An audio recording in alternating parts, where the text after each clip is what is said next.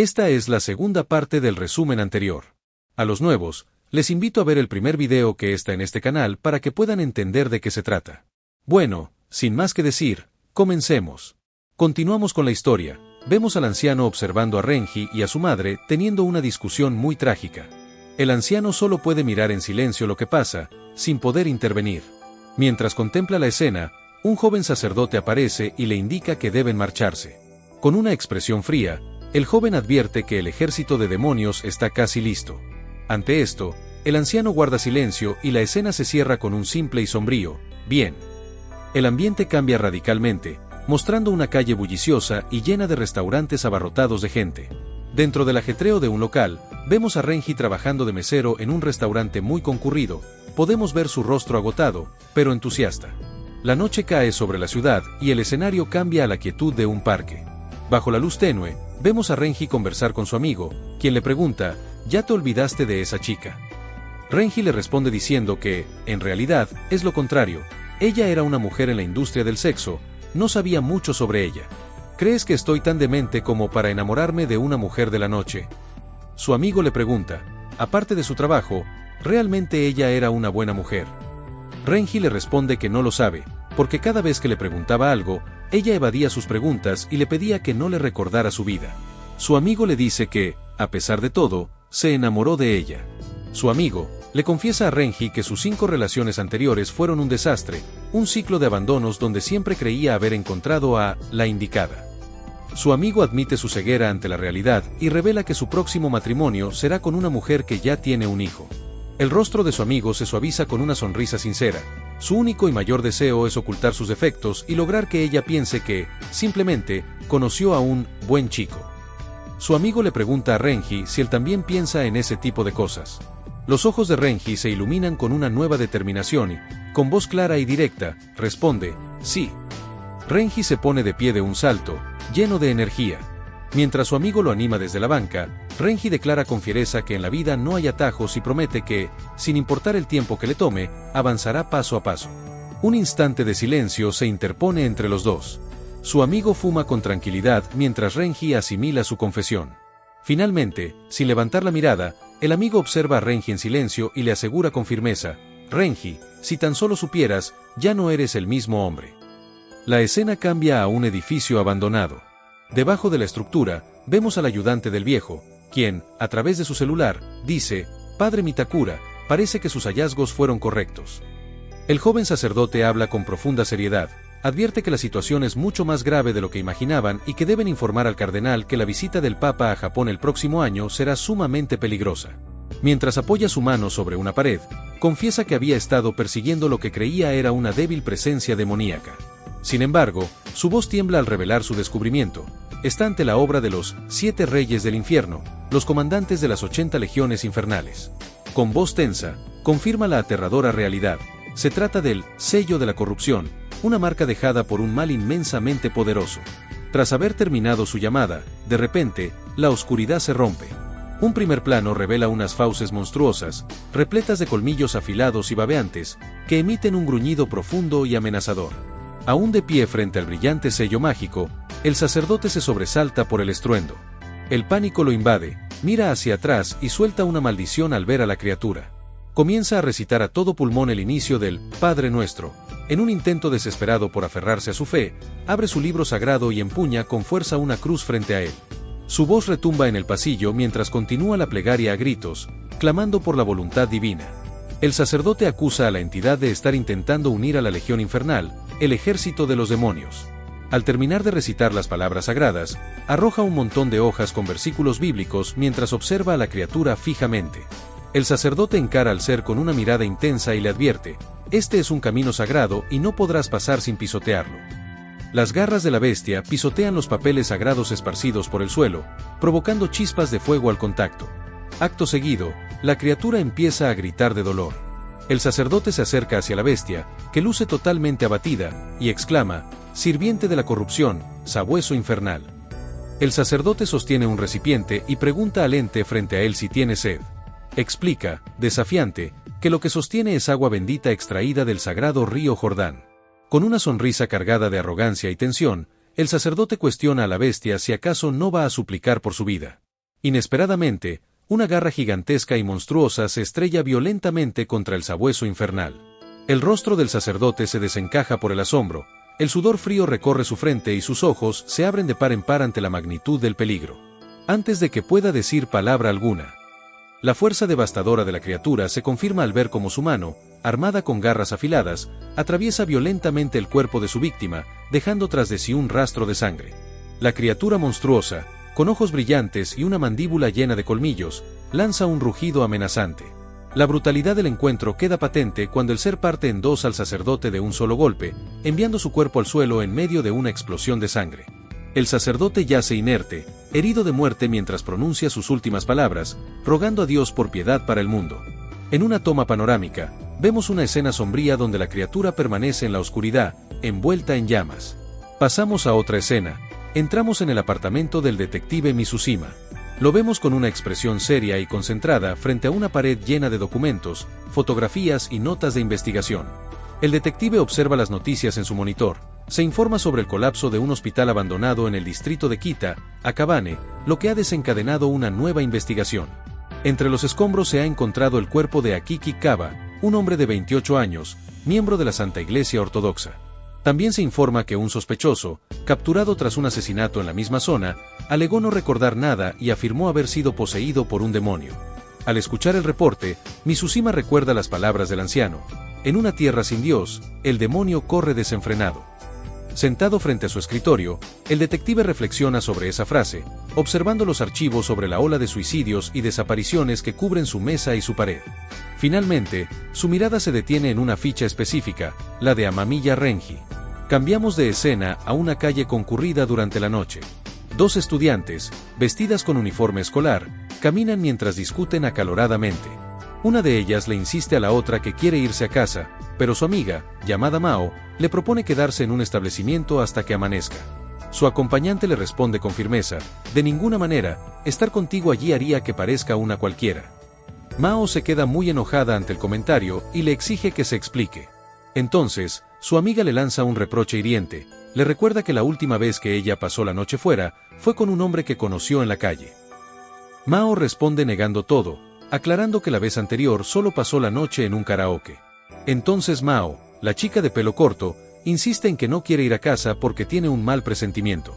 Su amiga le recrimina que sus padres enloquecerían si ella no regresa, y exclama con arrogancia que ella no es una cualquiera, señalando a Mao. Esta le responde que eso no es cierto, pero su amiga insiste en que siempre es lo mismo y que no aprende. Mao intenta explicarse, pero no encuentra las palabras. Finalmente, su amiga decide irse, advirtiéndole que no haga preocupar a su madre. Mao le ruega que espere y pasen la noche en el karaoke, pero su amiga no le hace caso y se aleja. Mao queda sola en medio de la noche, sintiéndose observada por la gente a su alrededor, quienes la rodean con risas burlonas. Mientras camina, presencia una escena grotesca: unos cuervos devoran a un gato indefenso. Uno de los animales la observa, emitiendo unos chirridos horribles. Aterrorizada, Mao comienza a correr desesperadamente. Se adentra en los callejones buscando refugio, y al detenerse para tomar aliento, es interrumpida por sombras que parecen acecharla. Se encuentra sola en lo alto de unas escaleras que conducen a una estación de paso subterráneo, un entorno sombrío e inquietante. La estudiante baja por las escaleras con una inmensa angustia, evitando mirar a su alrededor. Mientras se adentra en las profundidades del subterráneo, alguien la agarra de la mano por la espalda. Es Renji, quien le advierte: no vayas por allá, es peligroso. Mao, al verlo, grita desesperada tratando de zafarse, mientras Renji intenta calmarla explicando que solo trata de protegerla. Algo más tranquila, Mao le pregunta el motivo de su advertencia. Renji, sin saber cómo explicarse, solo atina a decir que tiene un mal presentimiento. Mao lo mira confundida cuando, en ese instante, una figura aparece tras ellos. Es el detective Mizushima, quien les pregunta qué está pasando. Renji responde nerviosamente que no ocurre nada. El detective, con tono serio, le advierte a Renji que podría arrestarlo por intento de asalto. Renji, desconcertado, le pregunta qué hace ahí, a lo que el oficial responde con frialdad que es policía y que estar en las calles es parte de su trabajo. Mizushima le pregunta a la estudiante si desea presentar una denuncia. Mao responde que no, que todo está bien. El detective le pide su nombre y ella se identifica: Mao. Él le comenta que las menores no deberían estar solas a esas horas y le ordena que lo acompañe a la estación para llamar a sus padres. Renji interviene diciendo que él iba a llevarla a su casa, a lo que Mao asiente, confirmando que ya se iban. Ante esto, el detective decide acompañarlos a ambos. Mientras caminan, Renji le pregunta al detective qué pasó con el niño. Mizushima responde con evasivas, asegurando que no sabe nada y que ese caso ya no le corresponde. Renji le pregunta si está trabajando en el caso de la masacre. El detective responde que también está fuera de ese caso y que solo vino a buscarlo porque estaba aburrido. Renji, al escucharlo, se queda pensativo, preguntándose si el detective se retiró del caso por la muerte de su compañero. Mizushima le confiesa que ha estado investigando su trabajo esporádico anterior y que también sabe que ha estado viendo a aquella cariñosa. Renji, atónito, no puede creer que sepa de Toriko. Mientras conversan, Mao empieza a temblar y murmura, no es bueno, después de todo. Renji, al verla, la llama por su nombre. La joven se encoge de miedo, cubriéndose el rostro mientras confiesa a gritos que está aterrorizada. Renji, alarmado y desesperado, le pregunta qué le sucede y si acaso está poseída por algo. La estudiante intenta calmarse, y en un tono más bajo, explica que simplemente tiene un muy mal presentimiento. El detective interviene llamándola, «Señorita Mao, ¿vive usted en el centro residencial Akabane?» Ella responde afirmativamente. Al ver el estado de la joven, Renji le asegura que encontrarán la razón detrás de ese presentimiento y le promete que la protegerá. El detective añade que no debe preocuparse, ya que él es policía y se encargará de que estén a salvo. Ambos muy decididos deciden acompañarla a su casa. Mao, angustiada, acepta. Mientras caminan por las oscuras calles y llegan finalmente al edificio, comienzan a subir las escaleras. De repente, un desgarrador grito de terror resuena en el pasillo. El detective decide subir de inmediato, ordenándole a Renji que no lo siga, aunque éste, para sus adentros, decide no hacerle caso. Mizushima corre apresuradamente hacia el origen del sonido. Al llegar, ve a varios vecinos reunidos y les ordena entrar a sus casas. Entonces, descubre el problema. Un anciano demacrado, con un rostro monstruoso, vomita un líquido espeso y oscuro. Uno de los vecinos le explica, aterrorizado, que intentaron evitar que el anciano saltara al vacío, y en el proceso, este le mordió la mano. Mizushima le ordena al vecino que se retire a vendarse la herida. El detective se queda solo frente al anciano. Mizushima le pregunta con firmeza, ¿cuál es tu problema? El anciano, completamente poseído, lo mira de manera desafiante. El detective retrocede, preguntándose qué demonios le ocurre, mientras la criatura empieza a gritar de forma descontrolada. Sin previo aviso, el ser arremete violentamente contra Mizushima, abalanzándose sobre él con un impacto devastador. El detective intenta contener el feroz ataque con sus brazos mientras es empujado brutalmente hacia atrás. Mizushima aprieta los dientes con desesperación, reconociendo con asombro la fuerza sobrehumana de su atacante. El poseído logra aferrarse al cuello del oficial, apretando con una ferocidad salvaje. Mizushima gime de dolor, con el rostro desencajado por la asfixia y la tensión extrema del momento. De repente, Renji irrumpe en la escena exclamando con voz firme, «¡Hey, tú, maldito demonio!». El poseído suelta al detective y se gira bruscamente para enfrentar a Renji. Este, mostrando varios crucifijos en sus manos, le exige con autoridad, «Di tu nombre, maldito demonio». Mizushima, recuperando el aliento tras el feroz ataque, observa la escena con absoluta sorpresa. Renji lucha cara a cara con la bestia, sujetando los crucifijos con firmeza y una mirada de total determinación. El joven grita con autoridad, «Soporta la vista de la cruz. Tiembla, porque no hay escape. El poder de Dios te presionará para siempre». La criatura se retuerce bajo el influjo del símbolo sagrado mientras Renji canaliza su fe y ordena con severidad, «Identifícate, espíritu inmundo». Mientras tanto, el detective observa la escena atónito. Mao aparece a sus espaldas, preguntando qué está pasando. El detective responde, «No estoy seguro. Ve a casa y quédate ahí». Sin previo aviso, aparece el vecino al que Mizushima le había ordenado irse a vendar la mano. El detective intenta detenerlo, agarrándolo del hombro, «Te dije que entraras a tu casa». Al girarse, el rostro del hombre se revela como una máscara monstruosa. Sin perder tiempo, la criatura se lanza contra Renji. El detective, pasmado, intenta advertirle, «Renji, cuidado». Pero antes de que pueda reaccionar, el poseído se abalanza sobre el joven con una velocidad aterradora, derribándolo contra el suelo. Renji trata de contenerlo en medio del forcejeo, mientras el poseído ruge con salvajismo justo encima de él. Renji reúne todas sus fuerzas, lo mira fijamente con rabia y ordena, Silencio, diablo. Aprovechando una apertura, estampa su cruz con violencia directamente contra la criatura. El detective y la estudiante quedan estupefactos, observando en absoluto silencio el desenlace de la confrontación. Mizushima comienza a cuestionarse el origen de esas cruces, preguntándose si el ente al que enfrentan es el mismísimo diablo. De repente, la atención se desvía hacia el borde del balcón. El anciano poseído trepa la barandilla con la intención de lanzarse al vacío. Mao, aterrada, le suplica al detective, no lo ayudes. Pero Mizushima, decidido, le responde con dureza, cállate. El detective corre hacia el anciano poseído, tratando de detenerlo, pero el ser se detiene un segundo, solo para dirigirle una mirada gélida antes de dejarse caer al vacío.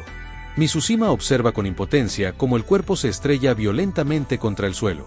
A sus espaldas, la estudiante y Renji permanecen helados e inmóviles ante el terrible desenlace. En pocos instantes, los vecinos comienzan a aglomerarse en el pasillo, atraídos por el alboroto. De pronto, el vecino que había sido poseído recobra su estado natural.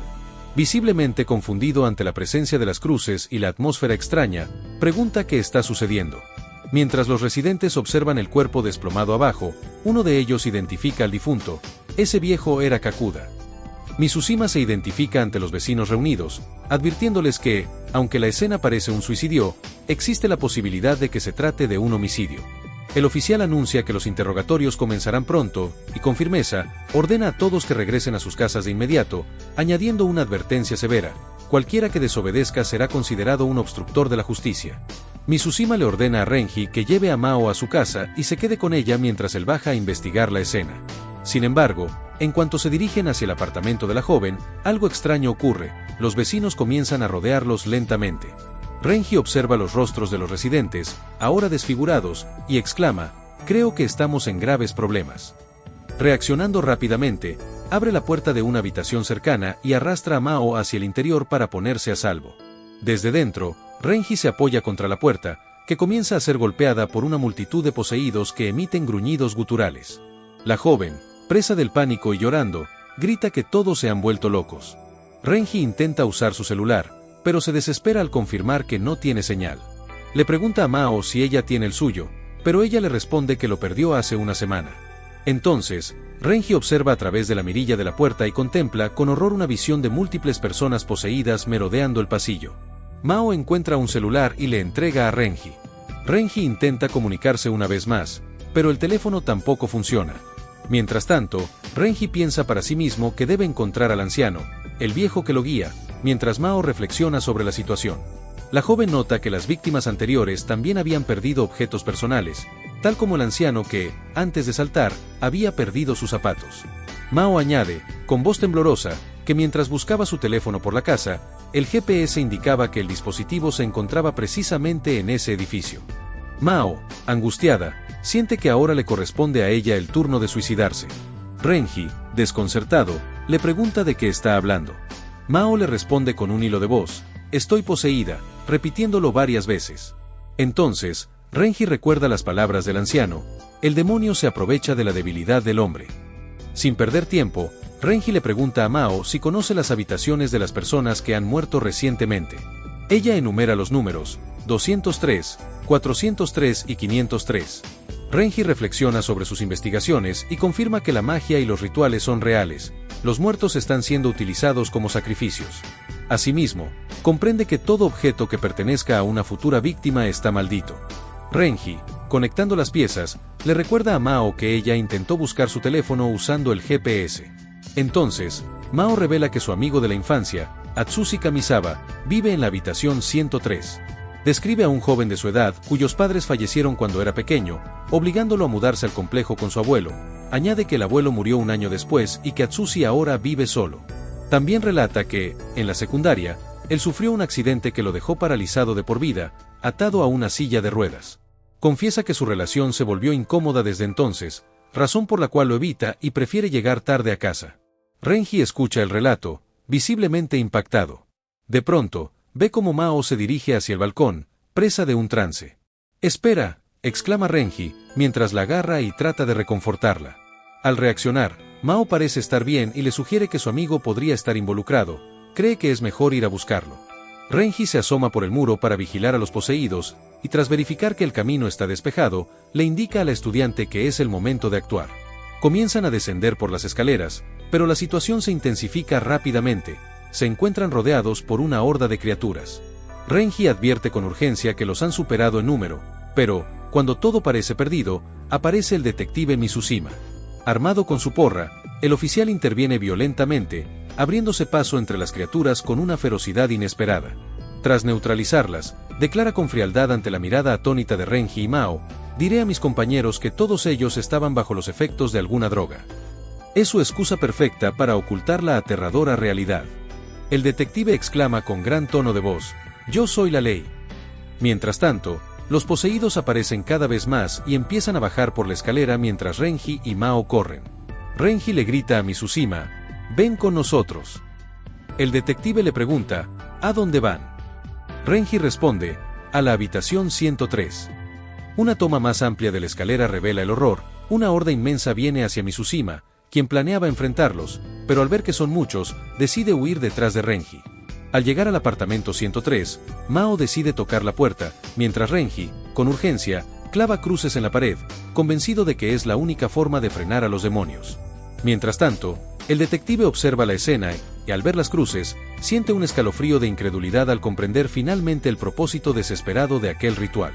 Vemos a Mao seguir tocando la puerta y llamando a su amigo de la infancia, mientras el detective le pregunta a Renji quién está detrás de la puerta.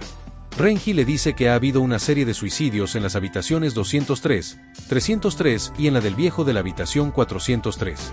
El detective pregunta: ese apartamento de chicas es la habitación 503, ¿así que ella sería la siguiente candidata a suicidarse? Cierto. Renji le responde que está en lo correcto y añade que alguien, o algo, está maldiciendo a la gente de este edificio. El detective deduce para sí mismo que el edificio está dominado por algo. También admite, para sí, no ser de mucha ayuda al no poder llamar a ningún servicio de emergencia. Entonces, el detective le dice a Renji: creo que necesitaremos más cruces. A continuación, vemos una horda de poseídos acercarse hacia ellos. Renji les dice que vayan por el balcón. Mientras tanto, Renji piensa que el amigo de Mao puede estar en medio de un ritual, pues le parece extraño que no esté en su casa. Al llegar, el detective se apresura y destroza la puerta de vidrio con un ladrillo. Mao entra muy apresurada llamando a su amigo. Al entrar, se encuentran con un ambiente totalmente lúgubre. Las paredes y el techo están repletos de cruces negras invertidas. Renji se apresura a decir: aquí es donde estaba estudiando al diablo. El detective pregunta dónde está ese tal Kamisawa. Mao le responde: creo que no está en casa. El detective pregunta: ¿no se suponía que ese chico estaba en silla de ruedas? Acto seguido, Mao empieza a temblar bruscamente y el detective le pregunta: ¿qué pasa contigo? Vemos a Mao, entre lágrimas, agarrar un cuchillo. El detective la frena en seco diciendo: estúpida perra. Entonces, Mao empieza a sufrir una posesión. El detective alista su porra mientras dice: las chicas se volvieron jodidamente locas. Renji, al ver lo que está por suceder, le pide a Mizushima que espere unos segundos. Renji saca su crucifijo, se lo pone en la frente a Mao y empieza a recitar las palabras sagradas, mientras le ordena a Mizushima que se mantenga alejado. La posesión empieza a debilitarse. Renji le confiesa a Mao que, en la secundaria, su vida era el fútbol, pero una pequeña lesión hizo que, a partir de ese momento, se sintiera un fracasado. Añade que no tiene sentido quedarse en el pasado, siempre habrá tiempos en donde las cosas se pongan difíciles, solo tienes que seguir adelante. Mao, al escucharlo, llora calmadamente. Renji le pide que respire profundamente mientras el detective observa toda la situación. Al ver que Mao ya está más calmada, el detective le dice a Renji que tienen que buscar a Kamisawa, el amigo de Mao. Renji le responde que Kamisawa puede caminar ahora. Añade que hizo un contrato con el diablo. A cambio de que sus piernas volvieran a funcionar, él necesita 4 sacrificios. Al escucharlo, el detective solo puede decir: mierda, Sherlock Holmes. Renji lo frena para aclararle que el contrato aún no se ha completado porque Mao está a salvo. Le explica que el ritual requiere 4 sacrificios, de lo contrario, el iniciador perderá. Renji se pone a pensar en dónde podría estar Kamisawa, y al juntar todas las pistas, deduce que el ritual debe estar en el techo. El detective le pregunta: ¿por qué? Renji le responde que, cuando Mao buscó su teléfono con la función de GPS, el mapa indicó una ubicación donde no había ninguna habitación, lo que deja el techo como única opción.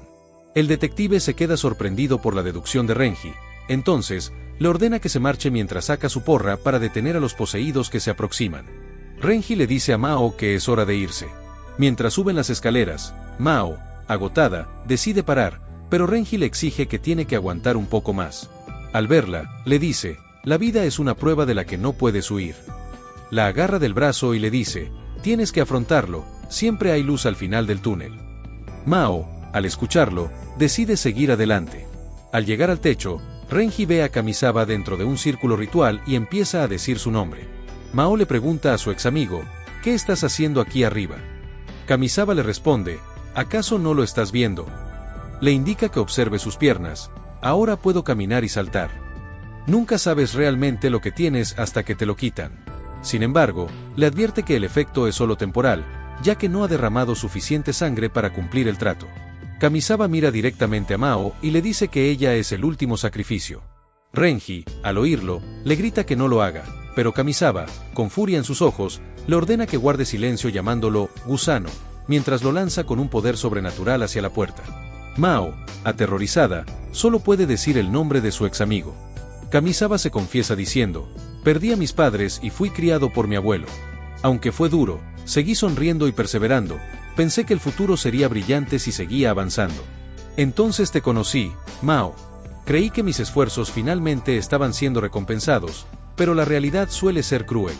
Ese bastardo de conductor solo tenía 19 años, ya ni siquiera lo recuerdo bien. Mi vida acabó en un abrir y cerrar de ojos. Mi abuelo continuó cuidando de mí y luego murió también. Y entonces, la mujer que amaba me evitó. Pensé que no era ninguna sorpresa, ¿quién querría un novio en silla de ruedas? Mientras se confiesa, Renji solo puede decir su nombre, tendido en el piso. Kamisawa, con los ojos decaídos y una expresión de rabia, exclama, no hay Dios en este mundo. Renji trata de decirle que está equivocado, que el diablo ha cubierto sus ojos. Mao, al verlo, le dice que lo siente, que es difícil para ella mirarlo así. Kamisawa responde, como sea, me rendí contigo. Ahora, para recuperar mis piernas, estoy listo para sacrificar a la mujer que amé.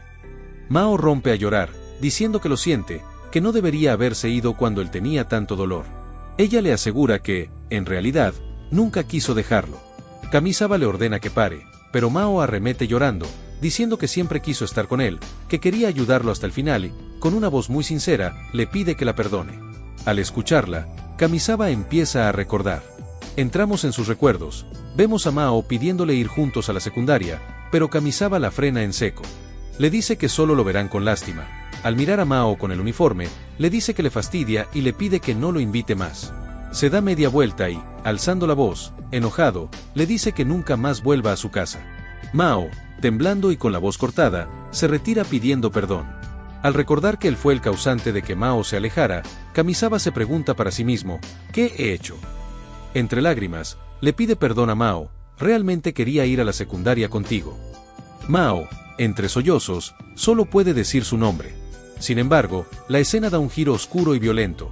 En un instante, el joven sufre una transformación física atroz, expulsando una cantidad abundante de sangre por la boca ante la mirada de horror absoluto de ella. Cambiamos de escena por unos segundos para trasladarnos con el detective. Mizushima, visiblemente agotado y manchado de fluidos vitales, se encuentra acorralado por una horda de poseídos. Con una expresión de exasperación, exclama que la situación es un desastre mientras sostiene un par de porras de combate, preparándose para el enfrentamiento final. Regresamos a la azotea. Renji, adolorido, observa la situación, y al ver que es altamente crítica, se levanta como puede para decirle a Mao que se aparte de él. Renji intenta desesperadamente detener la fuerza sobrenatural recitando el Padre Nuestro, suplicando calmar al espíritu maligno. Sin embargo, sus palabras parecen inútiles. Las piernas de Kamisawa se quiebran horriblemente, Mao solo puede observar la escena, totalmente horrorizada. Renji corre con todas sus fuerzas para alcanzarlo mientras sigue clamando ayuda al Altísimo. Kamisawa, totalmente poseído por el maligno, empieza a expulsar fluido vital por todas partes mientras grita de dolor. Entonces, comienza a levitar en el aire mientras Renji y Mao solo pueden mirar con impotencia. Los brazos de Kamisawa también empiezan a quebrarse mientras se eleva cada vez más. El joven grita de espanto ante un dolor inimaginable. Su rostro comienza a mutar de forma espeluznante, y en su último momento de lucidez, mira a Mao y pronuncia sus últimas palabras. Puede que sea egoísta, pero me hizo feliz verte una última vez. Acto seguido, Kamisawa explota violentamente. Mao observa la escena, impactada. Su rostro empieza a sufrir un cambio brusco debido al inmenso dolor, lo que permite que el maligno intente poseerla. Renji, al verla, le grita: «No tiembles. No tengas miedo». Pero Mao está demasiado afectada por la terrible visión y el maligno aprovecha esa vulnerabilidad para intentar dominarla. Renji intenta desesperadamente traerla de vuelta a la realidad, sujetándola con fuerza mientras le grita: «Reacciona». La revelación es brutal. Renji le explica la trágica verdad: «Kamisawa tomó tu lugar, Mao. Él no cumplió la maldición y se ofreció como el último sacrificio». Y, con una mezcla de amargura y redención, añade: «Al final, él encontró su humanidad». Renji la abraza protectoramente mientras grita al cielo, en una súplica simple y desgarradora: «Sálvanos, Dios». Entonces, la calma tensa se rompe abruptamente, el suelo bajo sus pies comienza a desmoronarse de manera violenta. En un abrir y cerrar de ojos, ambos terminan separados. Renji le pide a Mao que despierte, la mira con desesperación absoluta al no poder hacer nada mientras ella, inconsciente, queda al borde de la muerte. Renji, con lágrimas en los ojos y con todas sus fuerzas, vuelve a gritar: «¡Despierta!». Justo cuando Mao está a punto de caer al vacío, una mano la sujeta firmemente. Es el detective Mizushima, quien le dice a Renji que ha encontrado la respuesta. Mientras carga a Mao en sus brazos, le grita a Renji: «Salvaré a la chica. Ve al otro lado». Renji comienza a correr con todas sus fuerzas para evitar el derrumbe inminente. La destrucción se intensifica. El suelo bajo los pies de Renji se desmorona por completo y él cae entre los escombros con desesperación absoluta, gritando: «No puedo morir aquí». Mientras tanto, el detective Mizushima, con la chica inconsciente a cuestas, corre para ponerse a salvo. Tras haber escapado del peligro y encontrado un lugar seguro, el detective Mizushima decide tomar un descanso para recuperar el aliento mientras deja a Mao en el suelo. Al mirar el derrumbe, se pregunta: ¿cómo podemos luchar contra tal cosa? En ese momento, un helicóptero sobrevuela el escenario desolador. Dentro de la cabina, un joven sacerdote le comenta a su compañero: «Por un momento pensé que seguíamos a Belial, quien mató a nuestro hermano. He confirmado la presencia de Paimon, uno de los 7 reyes del infierno». El joven sacerdote se dirigía a un hombre anciano. Es el viejo, sin embargo el anciano solo piensa en la seguridad de Renji. Mientras tanto, Renji se encuentra atrapado e incrustado en una pared de escombros. Una voz, o quizá un pensamiento, declara: «Dios ama a aquellos que tienen un espíritu de sacrificio». A pesar de su estado crítico y de estar visiblemente herido, el joven, con una mirada de absoluta determinación, se niega a rendirse y murmura para sí mismo: «Esto no ha terminado todavía». Entonces, el detective lo encuentra y, al verlo, le dice alegremente: «No estás muerto, chico». Alguien responde desde atrás: «Se le brindó protección». El detective, sobresaltado, pregunta: «¿Quién carajo eres?». El sujeto misterioso replica: «Investigar por su cuenta durante una baja y acosar al público en general, llevando las cosas demasiado lejos, por así decirlo, es obra del diablo, señor Mizushima». El detective insiste con agresividad: «¿Quién carajo eres?». El desconocido responde con calma: «Oficina de Seguridad Pública del Departamento de Policía Metropolitana». Mizushima, al escucharlo, queda impactado. El sujeto añade: «Encantado de conocerle, detective Mizushima». A continuación, cambiamos de escenario a una fábrica. Dentro, vemos a un hombre dando un discurso ceremonial. Mientras los seguidores permanecen en posición de sumisión, el sujeto misterioso proclama: «El día de la resurrección se acerca». Allí podemos ver a Toriko, la cariñosa, al niño y al misterioso tipo encapuchado que cometió la gran masacre. La figura que preside el encuentro ordena a los presentes que levanten la cabeza, advirtiéndoles con firmeza: «No se atrevan a bajarla por mi causa». Y exclama a gran voz: «Guardad eso para Satanás, el rey de los demonios». Hasta aquí llega la segunda parte del resumen. Les tengo un aviso importante: el manga está en modo pausa y no se sabe cuándo lo retomará el autor de la historia. Por lo pronto, estaré subiendo al canal mangas similares. Sin más que añadir, hasta la próxima.